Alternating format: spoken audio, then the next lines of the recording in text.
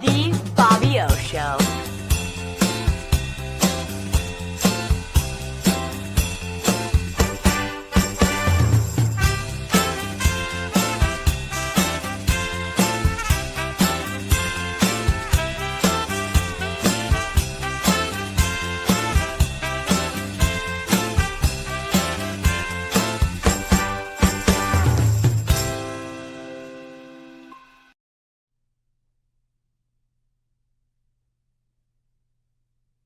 Welcome to the Bobby O Show. My name is Bob O. Potzner, and I have a show for you today that I hope you'll find as fascinating as I do.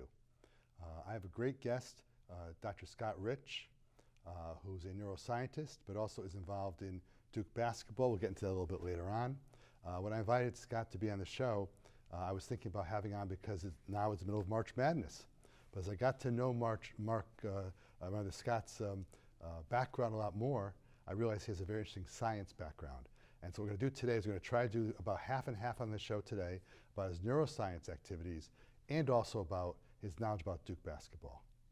Scott, welcome aboard. How you doing? Thanks for having me, sir. It is my pleasure to have you down here. It's funny how I learned about you. This is our first time we ever met. And I listened to a podcast for Duke basketball with Jason Evans and Donna Wine.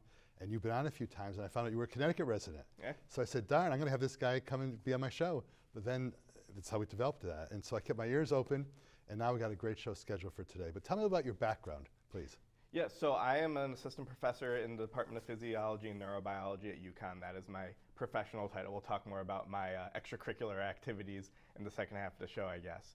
But yeah, I am what it's called a computational neuroscientist. I work in a department full of classic scientists that you think of working over a microscope, working with lab animals, working with chemicals. But everything I do is what we call dry lab computational research. My experiments are all on the computer, all via computer simulation, using mathematical analysis to answer the same type of questions about the brain, answer questions about how we think and how the brain activity underlies that, asking questions about what goes awry in our brains in diseases like epilepsy and Parkinson's disease and stroke, and trying to answer those questions using computer simulation and mathematical modeling to do things that are currently quite difficult to do experimentally, given all of the limitations that we have about how we can manipulate and how we understand the brain.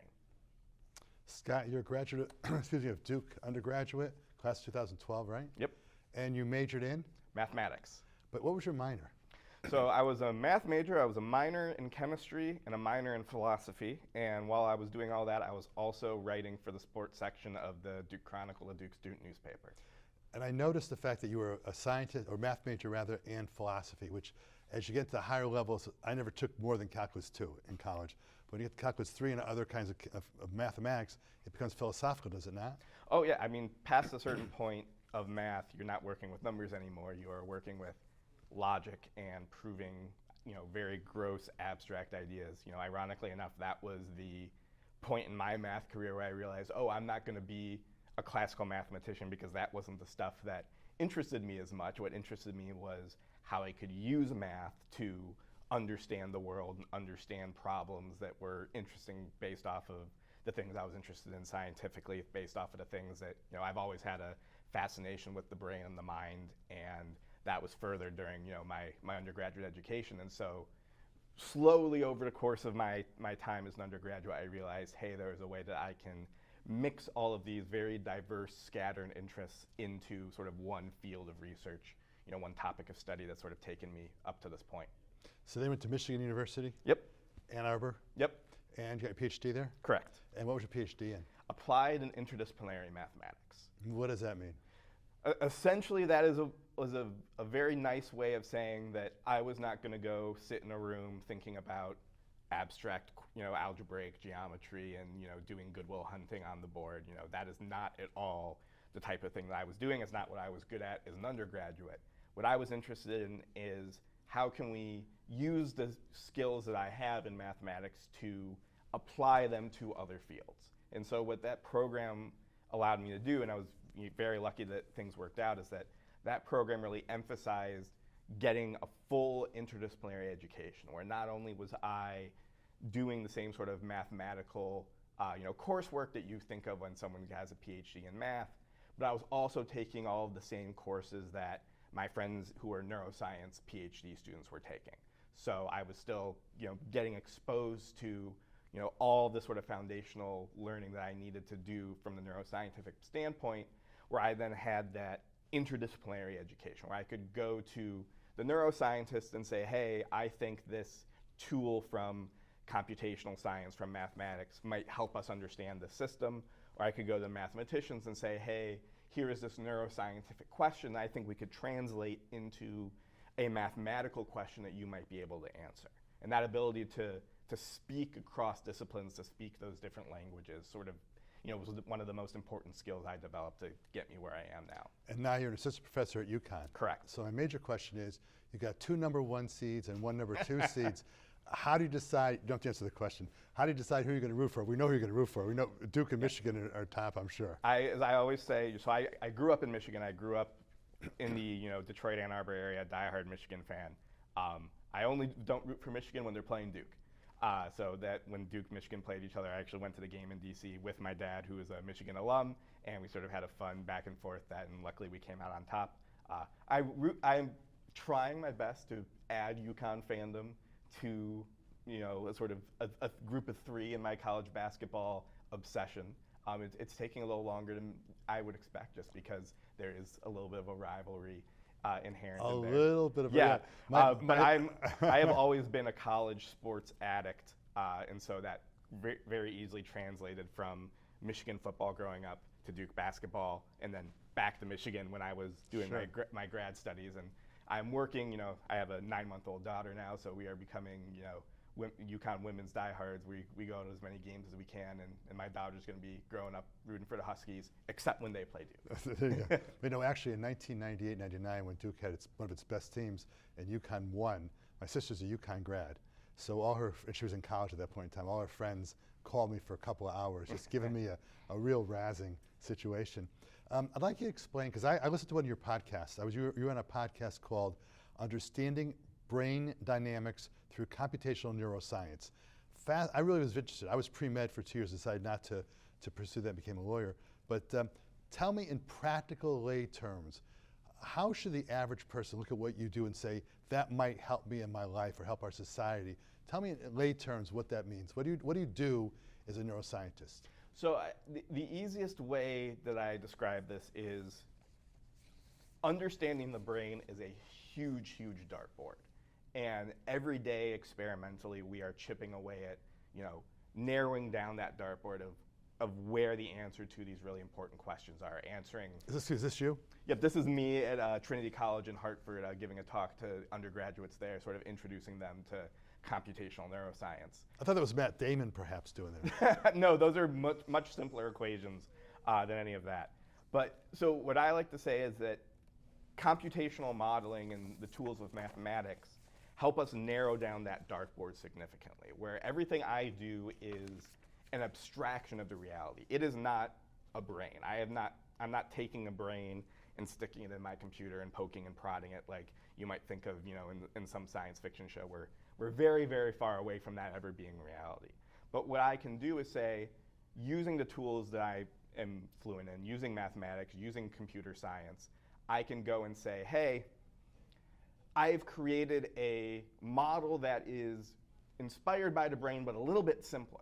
And because it's just that little bit simpler, I can poke and prod it and manipulate it in ways that we don't have the capacity to do experimentally at the moment. We can't do that in a slice of brain in the dish, or we can't do that in an animal model or clinically. But by doing that and making a prediction from that simplified system, I can go back to my experimental colleagues at UConn, for instance, and say, hey, when I look at this simplified model of the brain, when I do these things in my model that you might not be able to do experimentally yet, they show that the brain might work this way. They show that this element of brain activity is potentially the most important, the most relevant for this behavior, this pathology that you're interested in. And then all of a sudden we've taken that dartboard and narrowed it down significantly. And I've said, hey, of all of the different things that might underlie this phenomena, of all the different things that might underlie this pathology, there's really good evidence that we should probably start looking here. And what I love about my job and the way I approach science is that I get something out of this whether I'm right or whether I'm wrong. Why is that? So if I'm right, if I make a prediction and I go to one of my experimental colleagues and they validate that prediction, heck yes, I was right.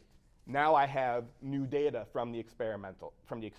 I now know something more about the system. I know more details that I can factor into my models and make a next set of predictions, make a next set of manipulations.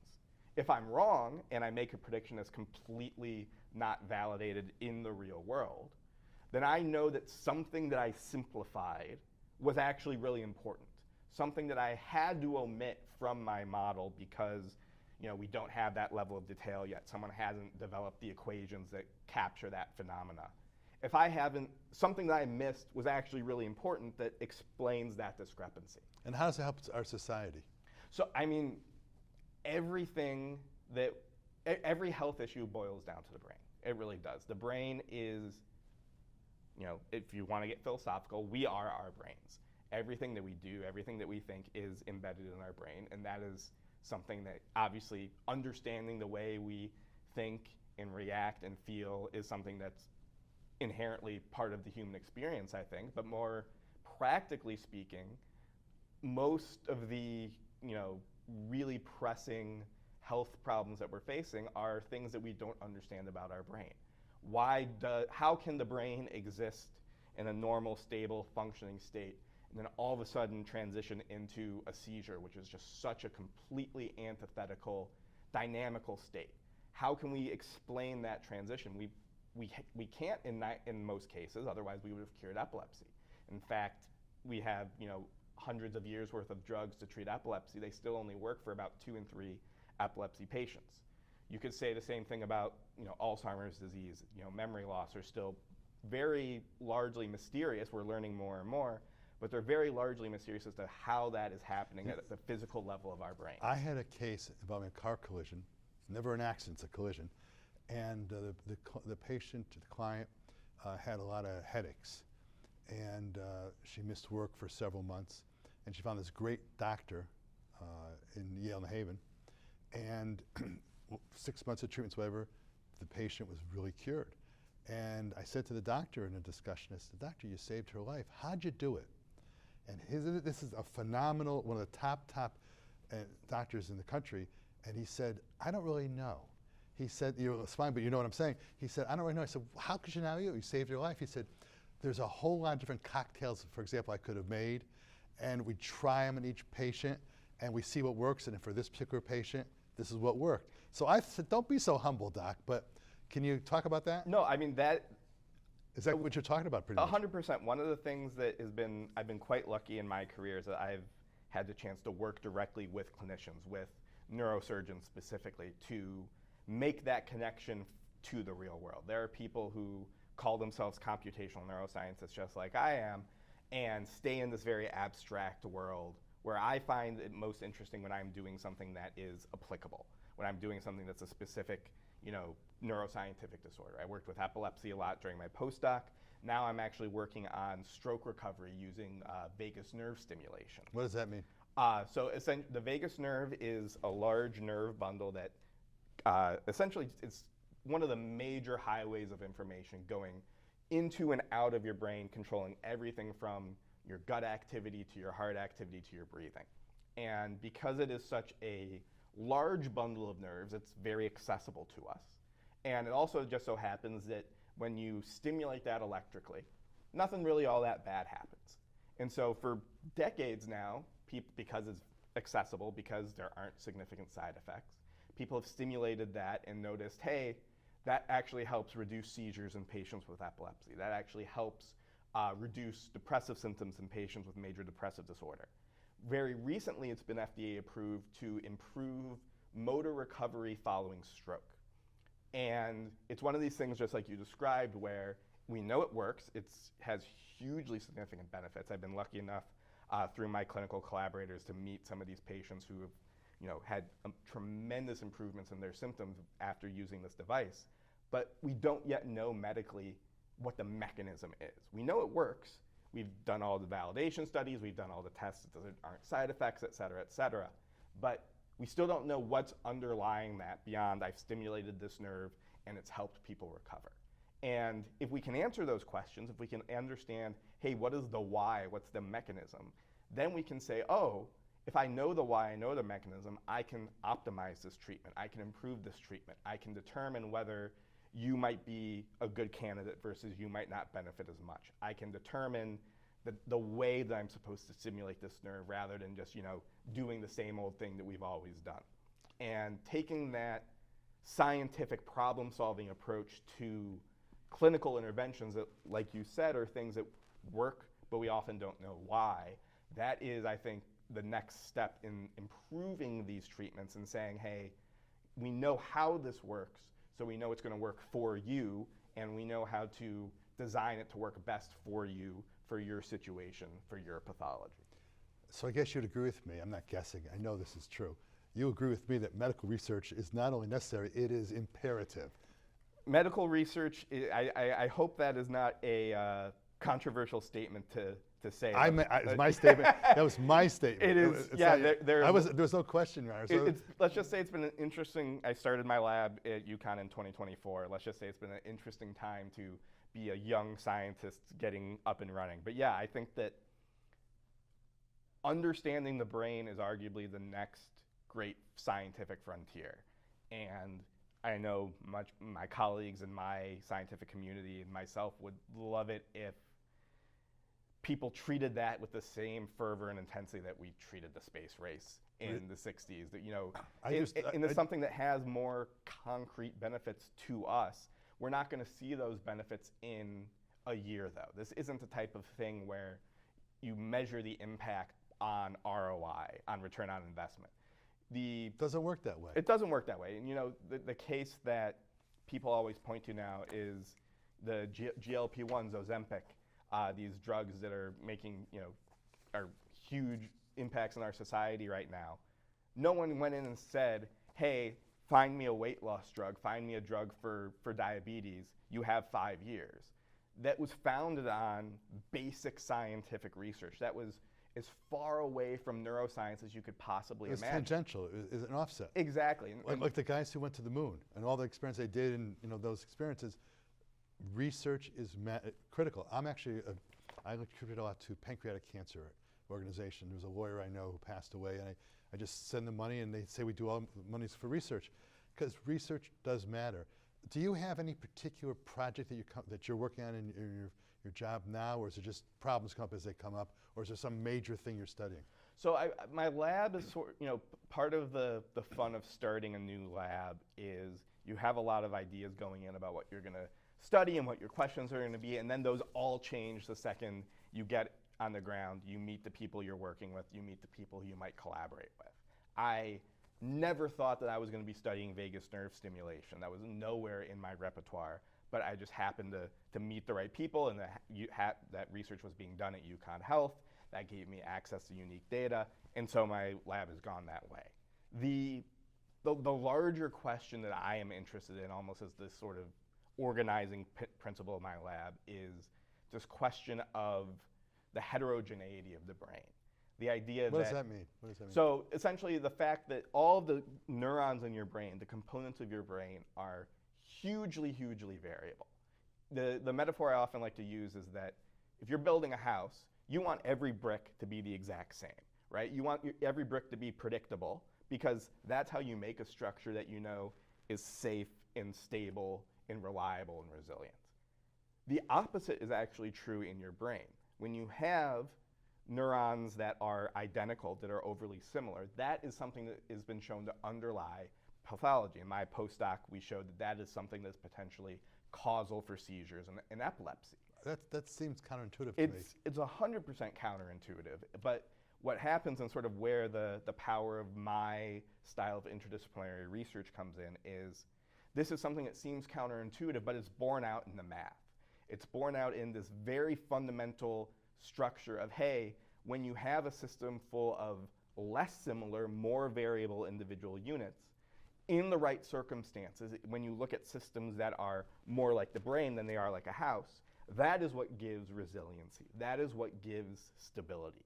And arguably, that is why our brain is made up of hugely variable, distinct neurons rather than bricks that are all the same, is because that imbues extra resilience and stability. But the issue is that is the type of thing that is often hugely overlooked in my field. The first assumption that I make if I want to make a network of neurons, if I want to approximate the brain, is, well, I have to use the same set of equations for each neuron. Let's just assume that each neuron is the same. And that's something that we've done for decades because that's the first simplification that comes to mind.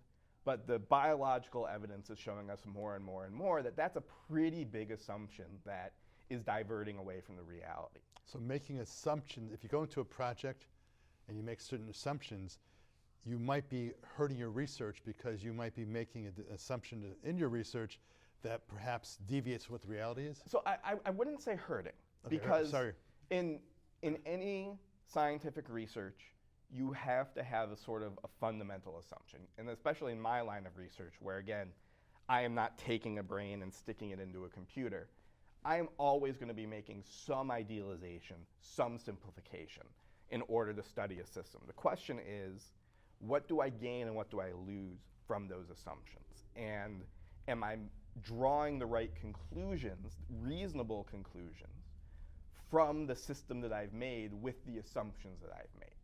What I've found in my postdoctoral research and early in the stages of my independent lab is that this is an assumption that we've made for a long time that is actually obscuring a lot of the richness in the dynamics of the brain that we see in reality. So we need to get in and we need to build models where that isn't the assumption, where yes, there are other assumptions that we have to make. But if we loosen that assumption, if we get that closer to the biological reality, what features of the brain can we explain that we weren't able to explain with these past, more simplified models? I see. And also when you're doing some project that you have and you say it may be unsuccessful, but you may find that the unsuccessfulness leads to some other idea that may get you to where you are. Is that a fair statement? 100%. If I build a model and I say, hey, if I add in this region of the brain or this ion channel or whatnot, and I assume that it's going to account for this behavior. Again, if that doesn't bear out, that doesn't mean that the science was not worth anything. That means, hey, my hypothesis was wrong, but I now have eliminated a couple of, variance. a couple of answers from the pot, right? I now know that these things that were third, fourth, fifth down my suspect list may actually be more important.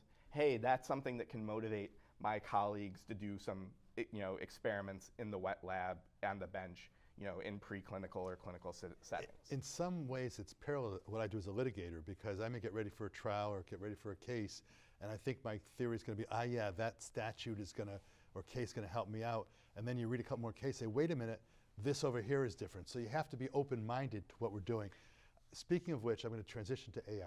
Can I is that a bad transition? Let's do it. Okay, so tell me, how does AI connect, if at all, to what you do?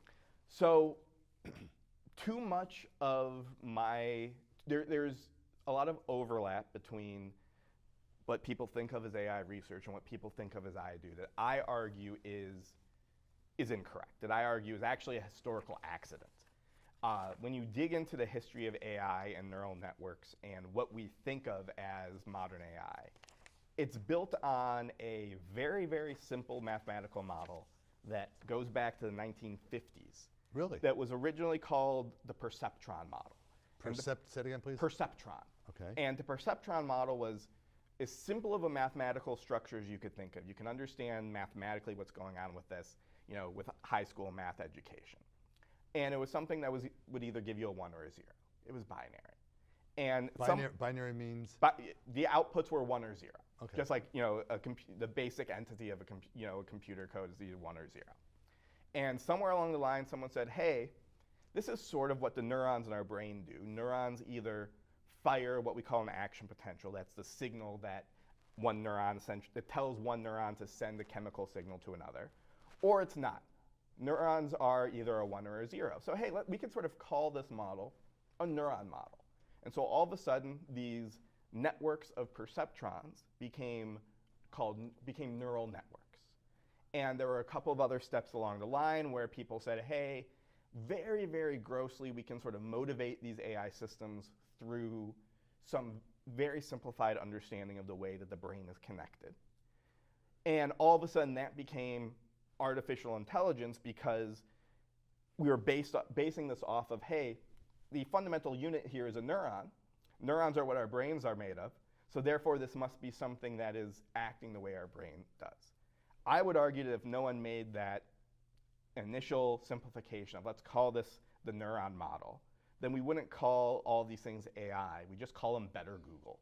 And that's what, for the most part, they are, is they're just fantastic advancements on search engines, but they're not intelligence, and they're definitely not anything that bears any resemblance to our brains. And that's the biggest misconception. That's the misconception that hurts me and makes my line of work more challenging, is that there is, every month there are articles that come out in my line of work that says, hey, we created an AI system that differentiates between a dog and a cat. This must be how your brain differentiates between a dog and a cat.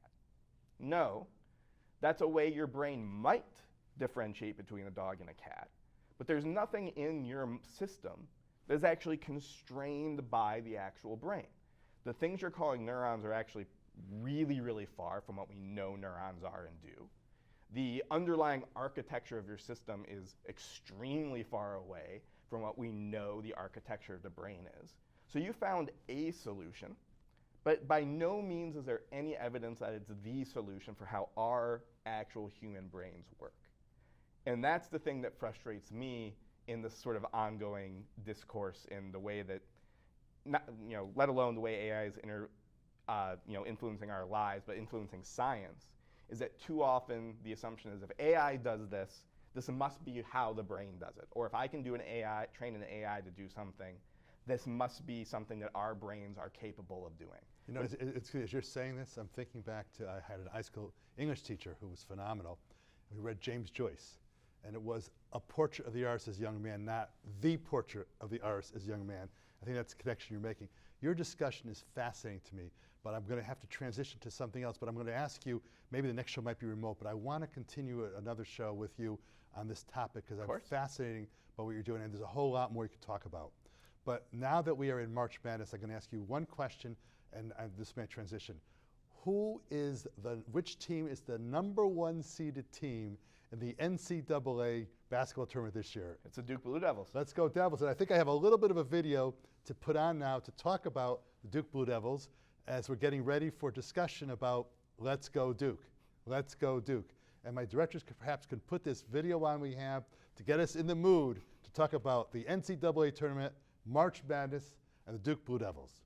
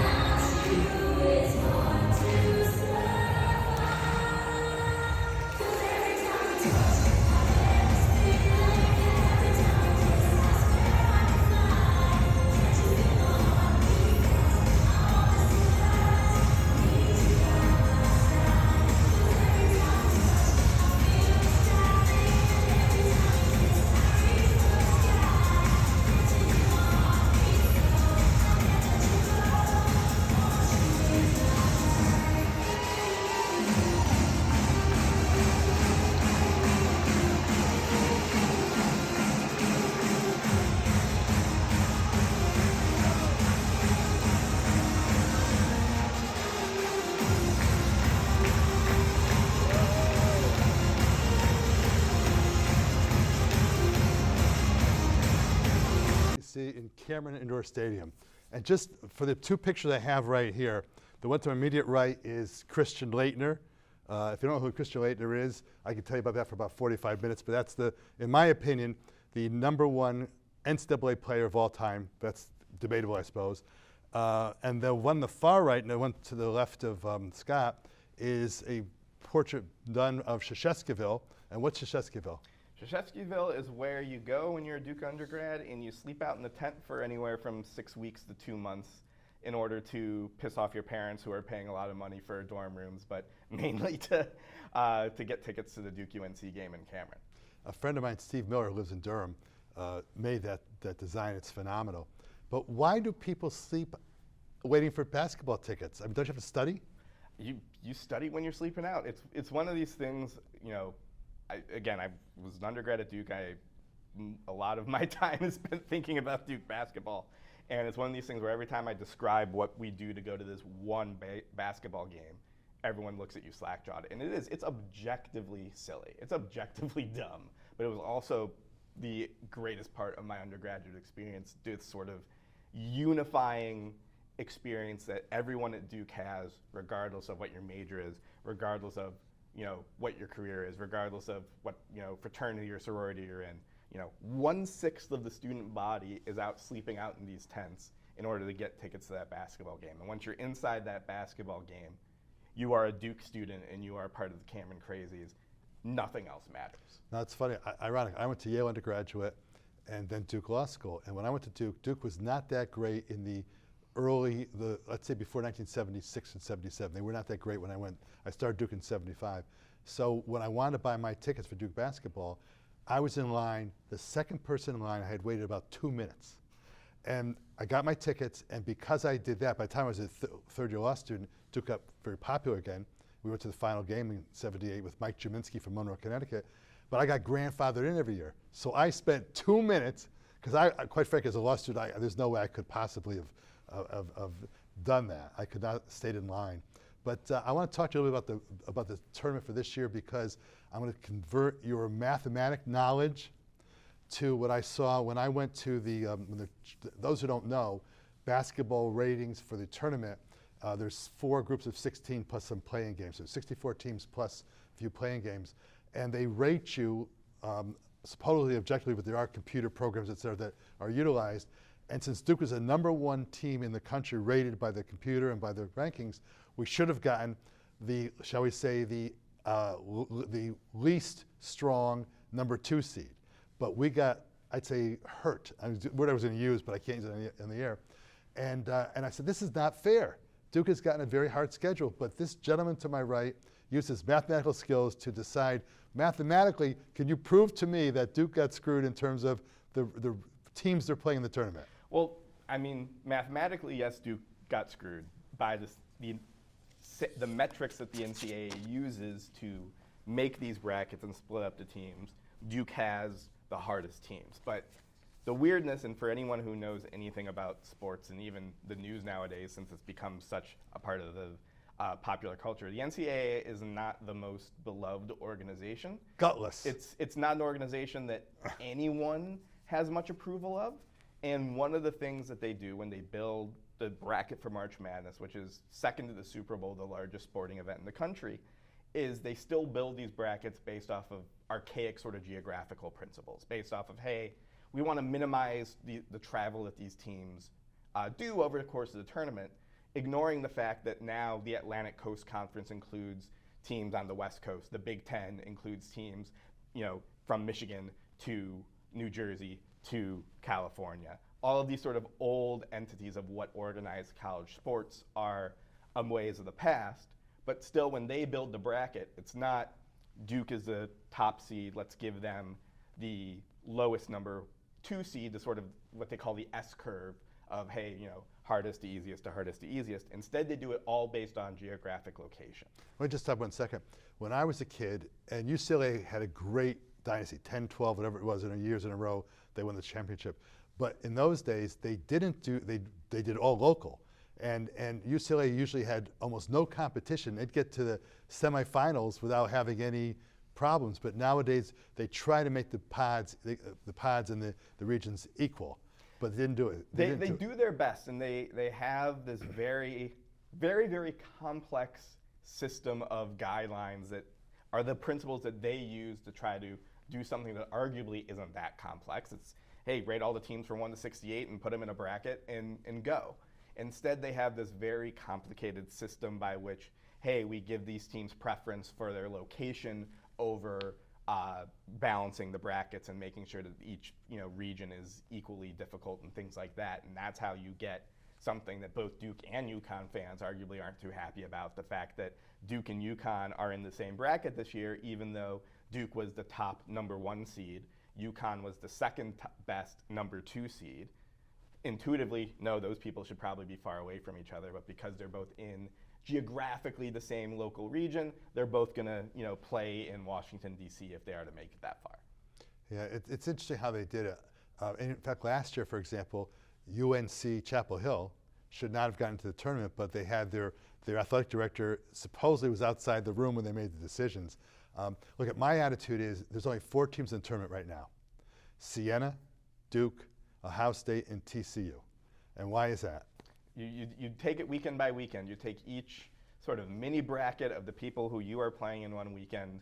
That's what Coach Mike Krzyzewski always did, is break everything down into the mini tournaments, into these 2-game tournaments that you have to win. It's the same thing for every team. Is that, hey, if you go in and you win your 2 games, you get to come back and you get to play again next week. And that's part of what makes the NCAA tournament so fun and so unique, is that it's all one and you're out, right? Duke could have the worst game of its life, and even though this year's Duke team is, by every metric, historically one of the best teams we've had in recent history, none of that matters if they have one bad night and a team that they could beat 99 times out of 100 beats them this one time. Let me go to Yale, my undergraduate school. Yale got beat. Yale won the Ivy League this year, but for the regular season, and then played the tournament. And Yale lost a very difficult situation. They won the semifinal game against Cornell at Cornell, and then they had to play University of Pennsylvania, who, interestingly enough, had their best player was a former Dukie, Powers, T.J. Powers, Yep. and he didn't quite make it at Duke. I'm not sure why it was. He was a good shooter, but I guess he never thought he was going to have the amount of time he was going to get, or maybe Duke ran him off. I don't know how it worked, but he scored 45 points against Yale, and Yale had a chance to win. But in the Ivies, you only get one team in, which raised an interesting question. My daughter went to Miami of Ohio, and that's a hockey school. And this year they were 31-0 in regular season, and Miami of Ohio they were like the second or third last team in because their conference isn't that strong. But on the other hand, you have 10 teams from the SEC, Southeastern Conference, and you're going to take out a 31-1 team. And the other thing I'd say is, they always say that, well, if a great team in the ACC or SEC gets knocked out in the first game, it's okay, it doesn't matter. But in these other conferences, one loss and you're done. And in Miami's situation, 31-0, some people are saying they shouldn't get in. The Auburn coach, for example. Yeah, it's the whole principle of the NCAA tournament is inherently subjective, and that is one of the things that distinguishes it from almost any other, or college sports in general, because the same thing happens in college football, from any other system of creating a winner, is that there's inherent subjectivity in how they rank these teams, who even gets into the tournament and who doesn't, just based off of the fact that the college sports landscape is so fragmented. The fact that a team like Duke or UConn is playing every day a much higher caliber opponent than Miami of Ohio. So the question with them was, yes, they were 31-0, but they played a lot of teams that were not very good basketball teams. They played in a weaker conference, a weaker non-conference. Well, let me say this to you. How many games could Miami of Ohio have gotten against Alabama? And that's the question. And there's an issue about scheduling. I know for a fact that Yale has very difficult times scheduling games, because first of all, they're very good.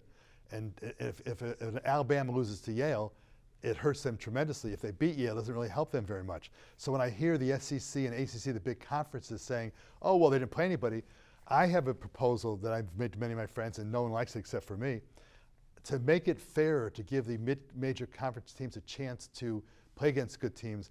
I like to have a rule that every year there's one game that's an exemption, doesn't count against your number of games you can have, and every team in the first round of the NCAA tournament plays that team they played in the tournament the following year at the home court of the winning team. So if USM, University of Maryland, Baltimore County, that beat Virginia? My wife's an alum of UMBC. Okay, so the following year, my theory is that they should have had a game at their home court and Virginia had to go there.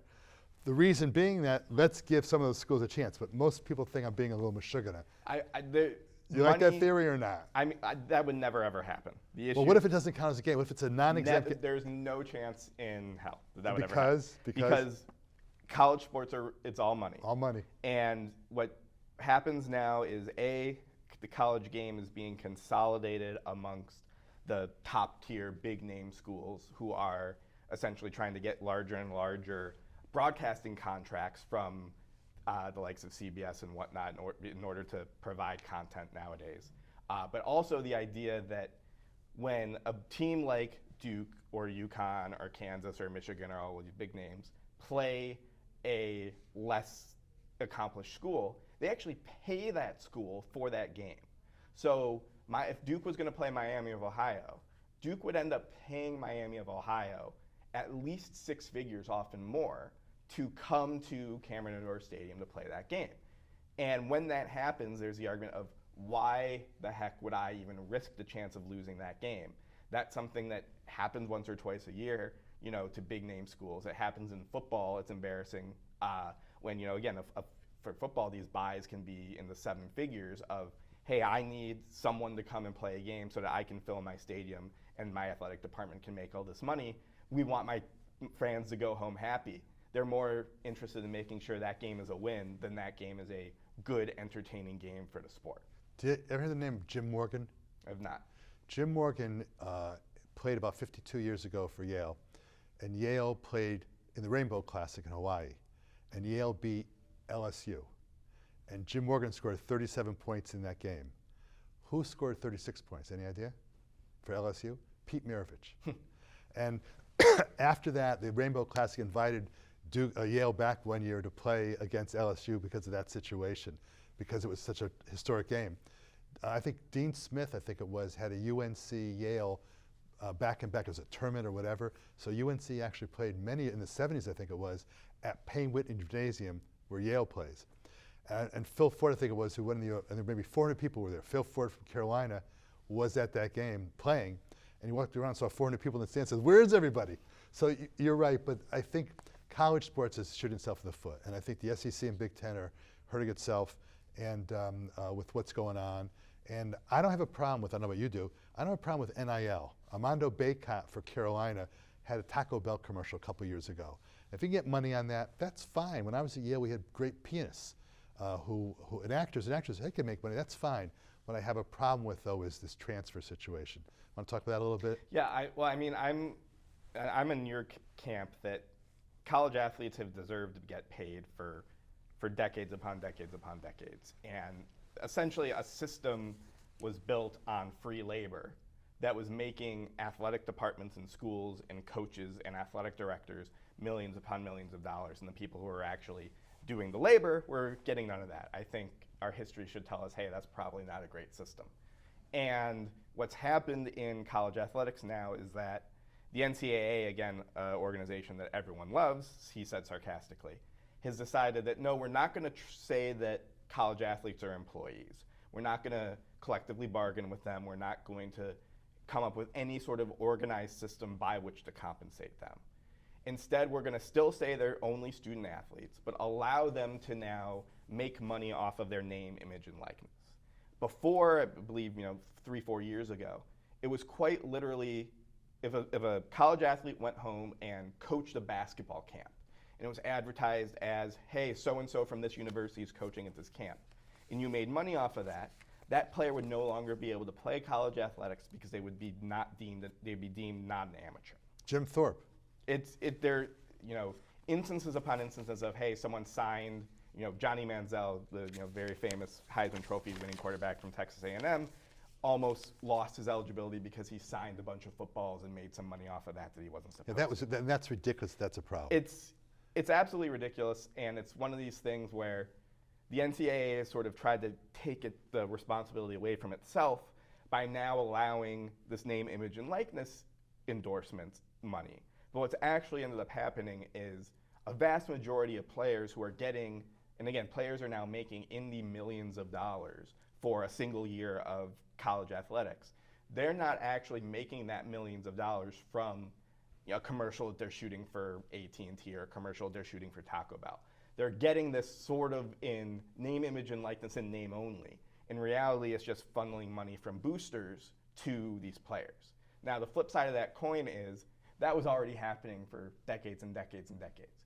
There's, people in my world in, Michigan and the Midwest always would say that the SEC was better at football because they were better at paying people under the table and not getting caught. for all of those years, and who knows whether that's actually the fact. But regardless, college athletes deserve to get paid. They are providing a huge service to making these huge multi-million-dollar, endorsement deals and broadcast deals. But they're also providing a service on which every professional sports league in the country is built. Everyone who has ever played college athletics has probably played against someone who's gone on to play professionally in that line of work. And I'd argue they've therefore provided the service and helped train that athlete who's then gone on, played in the NBA, made a bunch of money in that venue. So just like a minor league baseball player makes money even if they're never going to make it to the majors, but they're helping provide at bats for whoever does, everyone who's in this college sports ecosystem is doing that for not only big time athletes, but also for the swimmers who are going to be in the Olympics, for the lesser known teams that are going to participate in the Olympics. But here's the problem though. If money is being funneled to the top tiers in the major sports, you're going to find eventually, I think there'll be analysis of cost-benefit analysis of the golf team, the women's lacrosse team, the men's polo team, and it's going to hurt sports in the end. But I want to agree with you on something. There's a player from Duke, you and I both know, Jeremy Roach. Jeremy Roach was a very good player for Duke, played for 4 years, and then he transferred to Baylor. And he got I'm going to say $500,000, whatever number he got. He's probably not going to be someone who's going to make a lot of money in the NBA. So for someone like Jeremy Roach, if he got 500, I'm just picking a number, I don't know his exact number, but if he got that number from Baylor, that's going to be his benefit that he may never get. So it's a good thing for someone, not the top, like Cooper Flagg's going to make, Caitlin Clark's going to make tons of money, but the one who's the lower tier athlete, that's the one who I like the idea of having the NIL arrangement. But with the NCAA, and my theory is, there's a whole thing of taco Trump always chickens out. Well, I'd say I would call that the NCAA always chickens out. Right now we have a situation where there are players who are going to come and play at the college level who are playing the G League mid-year.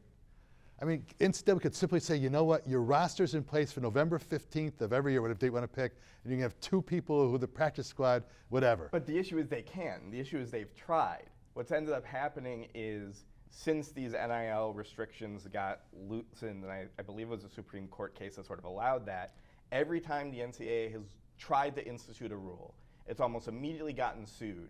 And you will understand the legal element of this far more than I do, but essentially the argument is that any sort of restrictions on your eligibility to play limit these student athletes' ability to make name, image, and license money, and then it's a monopoly. So should we let a 35-year-old guy who finished the NBA career come and play basketball? 100% no, but that's something where the NCAA eventually has to draw a line in the sand and make the argument that this is what we are. And for a long time, college basketball and college football in particular have been amateur training grounds for the NBA and the NCAA.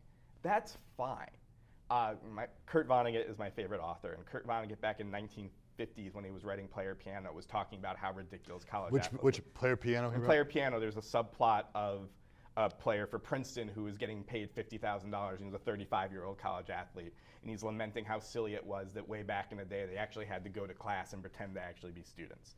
It's been a ridiculous system for decades upon decades, but for me personally, and I get the sense for you as well, it's simultaneously ridiculous and also the escape. College sports are the things where I objectively know there are so many fundamental flaws with this system, but I'm also simultaneously so excited to go watch 4 days worth of basketball nonstop, because that is my escape. But it's true. Actually, Len Simon, you know who Len Simon is? Len Simon's an attorney. He's been on the Duke DBR a few times.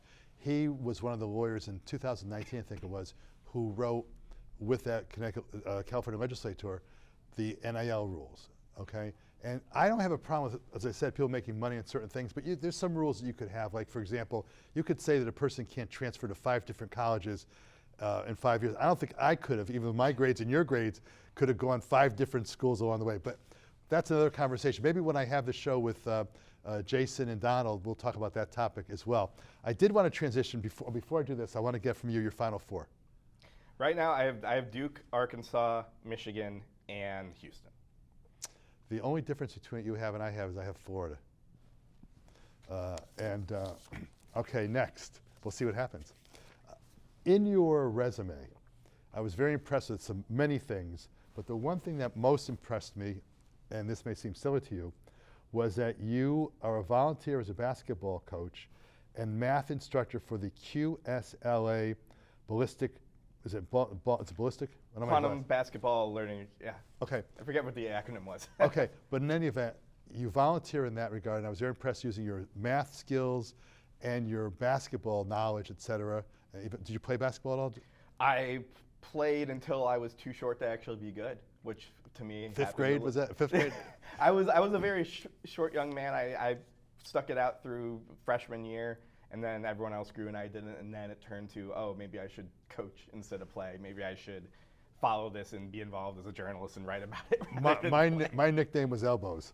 But in any event, talk to me a little about the volunteer activity. It's very impressive what you did tying in math to basketball. Yeah, so it was actually very fortuitous. I did my postdoctoral research period in Toronto, and when I was a kid, my summer employment, my job was coaching basketball. I was coaching youth basketball, leagues, helping during summer camps. That was my summer job, and it was something that I loved. I always have loved coaching. I've always sort of wanted to have that be part of my life in some way, shape, or form.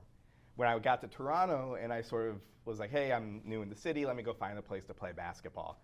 I found this place that was near me in Queen's Park, the Parkdale region of Toronto, where they had a adult league that was actually to support their outreach efforts in the community, where they would put on these clinics and these sort of day camp type things where they were coaching kids in basketball, but they were also integrating basketball with mathematics education. I thought, well, this is sort of too good to be true. I'm a math PhD who spent a lot of time teaching math. I've also coached a lot of basketball. So I reached out and I ended up, working with them for a couple of years. Unfortunately, COVID interfered and sort of cut my time with them short. That's why I stopped playing basketball. Yeah, but it was a really cool experience while I was in Toronto. There was sort of this sort of perfect mesh of my various parts of my life. That's what it's all about. Now, my directors have some photographs for us. Okay, this is some Duke photographs. I think we have the birthday picture. Maybe they'll have the birthday party picture. Let's see if they can get that one on the screen. My daughter bought me tickets to see Duke against Boston College down in Durham. And it happened to go in the 70th, there it is right there. That's Bobby O in the 75th anniversary of Duke basketball's Cameron Indoor Stadium. I don't know the person behind me, that lady, I don't know who she is, but she was standing there with me. So let's see what other pictures we have from my directors. We have a few we can just sort of go through them if you want. There's a guy from Ansonia, Connecticut, the cymbal player. His name is Herb Savitt. He's probably late 80s, early 90s. Okay, that's my son's getting married a week from Friday, and his fiance bought me this shirt, the Duke One shirt, and if we have the next picture, you'll see what she put on the second part of the shirt. She's definitely in the will. But the second picture has the picture of the Bobby O on that. I'm not sure if they have that, but there it is, Bobby O at the back. There it is. So that's the Bobby O shirt. Let's see what else we have in terms of the cymbal player. Do we have the cymbal player? Herb Savitt from Ansonia, Connecticut. Or actually, if you put any pictures you have, we'll describe those. I have about 5 or 6. Put them in any order you want to my directors. And we have, you were at row for the Duke Chronicle, correct? Yes. That's Herb Savitt and me holding at the Garden.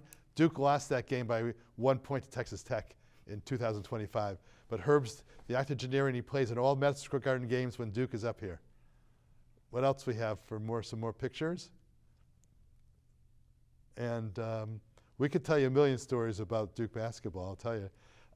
How did you, okay, what's this picture of? So this is actually from my time on campus. So this is in 2011. And right there is in that green. Above the T in basketball, yep, right? So that is young Scott Rich in his days as a wannabe sports journalist. While I was on the Duke Chronicle, I got to cover the basketball team and essentially operate as if I was a member of the press. That's a lot of competition for that position, I bet you. A lot of kids want that. It was interesting where the Duke Chronicle was unique in the sense that you didn't have to be a full-on sports journalist to get involved in sports journalism for the team. Like I'm a mathematician, neuroscientist. I was never going to go into sports journalism. I sort of, found my way back there through happenstance where I am doing the things I am now. But I got those skills and had the experience.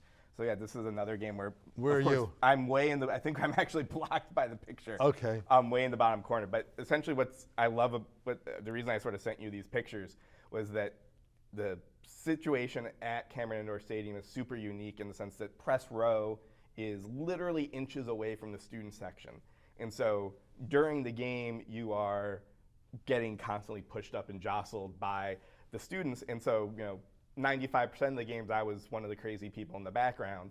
For 4 or 5 games a year, I had to put on a different hat and go and pretend to be professional and pretend to not have a rooting interest and sit in front and try to not pay attention to my friends who might be behind me, screaming obscenities at the players. I sat on press row one time in Durham. In 1998, the Fairfield Stags played their game opener with Timmy O'Toole, who was a Fairfield player. And he was the coach of Fairfield. They went down there, and I called the Fairfield Citizen, the newspaper in Fairfield, Connecticut, and I said, if you get me a ticket to the game, I will go to the game, and don't pay me, I'll just go. And they got me a ticket, and I sat on press row. I went and asked questions of Coach K and had a great experience. And then the editor of the paper said, I wrote an article. He said, well, I got to send you some money. I said, I don't want any money. He sent me $50. So in those days, that's a lot of money. So I had those experiences, and it's a lot of fun to do that. I can't believe the time has gone this quickly. Scott, you're a real pleasure. I heard you, as I said in DPR, the Basketball Report, but you have so much knowledge on neuroscience, and I've really learned a lot in this show. We're going to have you back, and I don't want you to come down here. I'll let you do a remote show if you want. Thank you so very much for your knowledge and what you do, because, as you said, we're fans, we're fanatics. We love Duke basketball, but there's so many other things you do, and the way you connected basketball and math to help underprivileged kids is a mitzvah. It's a mitzvah. Thank you, sir. Okay? This has been Bobo Potsner and Dr. Scott Rich on The Bobby O Show. Let's go, Duke!